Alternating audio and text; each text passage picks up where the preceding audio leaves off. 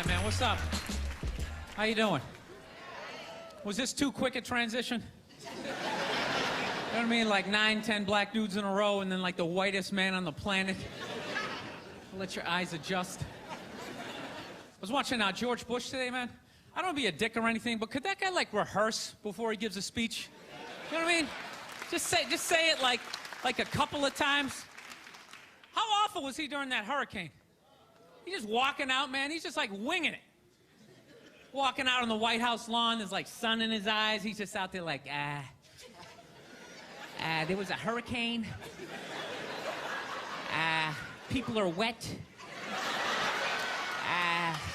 People don't like being wet unless they're swimming in a pool. He sounded like a little kid giving a book report who like didn't read the book. He's just up there making up shit like, there was a dog and he bit somebody and they didn't like it. Every night I gotta watch that idiot on the news, or they're doing stories about how fat kids are getting. You see that every night? Every night they're talking about kids are obese now. Not fat kids, not chubby, they're obese. Like bedridden. Like just laying there like, I had my first heart attack when I was 4. I was riding on my big wheel, I couldn't feel my left side, I began to pass out my head. Yo, I don't want to be a dick, but how do you get that fat that quick? I can see you're 30, 40 years old. You went to McDonald's for 20 years. You got a little gut going. But you're 5 years old. There's no excuse for that shit. I'm telling you, man, that's the parents' fault. You know, stop feeding him.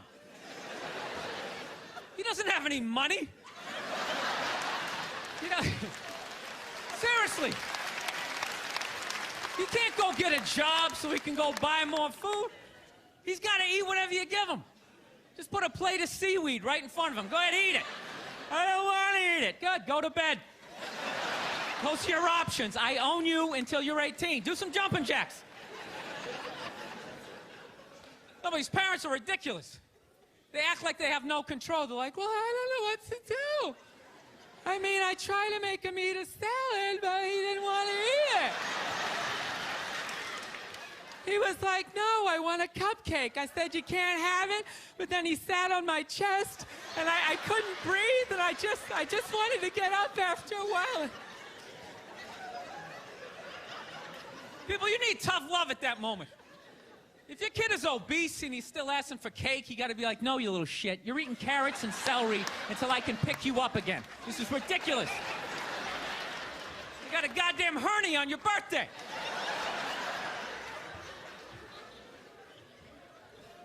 I know, look, I know that seems harsh to be making fun of obese kids. I'll tell you why I'm doing it. They don't really exist. At least to the level that they're saying it's an epidemic. You know, which means when I leave the theater tonight, I should have, like, difficulty getting to my car because of all these fat fucking kids out there like, Jesus Christ, they're everywhere. They're like locusts. See if you can crawl over the top of them. There's like 15 of them.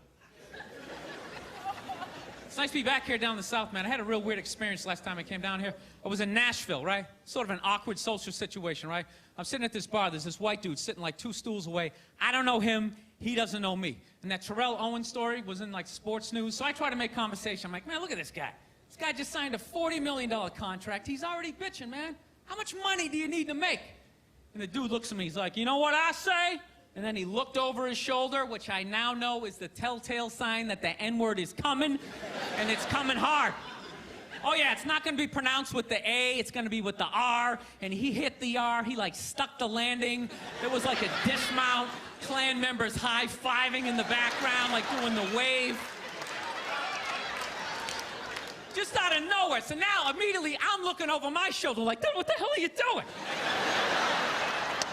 You know what I mean? I'm waiting for like this hail of black fists to come raining down on top of me. I hate when people do stuff like that. That dude made me part of like a potential ass kicking that I had nothing to do with. You don't do shit like that. He just had that word, hot potato, just threw it in my lap. Like, Trying to pass it down to the next white dude. I hate when people do that, man. You know, it's like, dude, feel me out first. Ask some questions. Do you like to fish? Have you ever fucked your sister, right? I start rattling off answers, then you go old school. You give me a pamphlet, you tell me about your militia.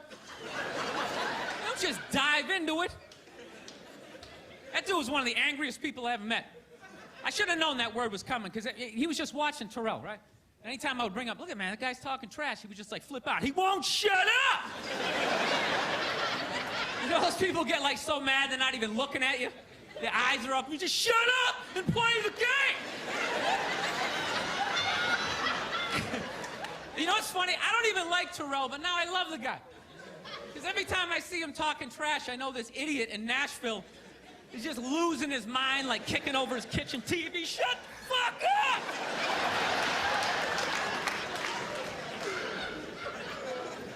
I like violence, man. I am. Not like when it happens to me or if I see it live. I like watching it on TV, you know? Watching people, you know, get attacked by animals. Just get blasted in the face or something, you know? Like, I'm a huge sports fan. You know my favorite, like, moment of, like, the last year was in sports? That Detroit Piston, Indiana Pacer bench clearing brawl. Wasn't that great? That was one of the greatest things I've ever seen. I was so confused when I watched ESPN that day. They were like, that was absolutely disgraceful. Basketball fans, they just must be... I'm sitting there looking like, I'm a basketball fan. I loved it. I thoroughly enjoyed watching out-of-shape civilians get the shit kicked out of them by professional athletes. It was fascinating. And I think as sports fans, we kind of had it coming, right? Because how many times you gone to a game, right? You got a little too drunk, you started screaming at some dude on the field who could clearly kick the shit out of you, right? If you saw him in the parking lot, you'd be like, hey, can you sign my stamp collection? I think you're awesome. You get in the game, you're all drunk, you're like, you suck, buddy! You're a piece of shit! And they're always calling him up, come on up here! No, come on up here! Well, they came up there. They did, and they kicked the shit out of everybody. It was great. It was like a cartoon. You're like beating up whole rows of people at once, like... I loved every second. I love how Ron Artest punched the wrong guy. Wasn't that great? He taught that dude a valuable lesson in life. When shit goes down, you don't just stand there like you're watching a movie like, wow, it's coming right at me. Must be in 3D or something. That was a 5'6", 110-pound white dude, had an angry 6'10" black dude running right at him. That had to have been in his top 3 nightmares all time. Right behind getting his dick cut off and being lit on fire. And he just stood there. He's like trying to explain himself. Well, I still have the liquid in my cup, so there's no way I could have...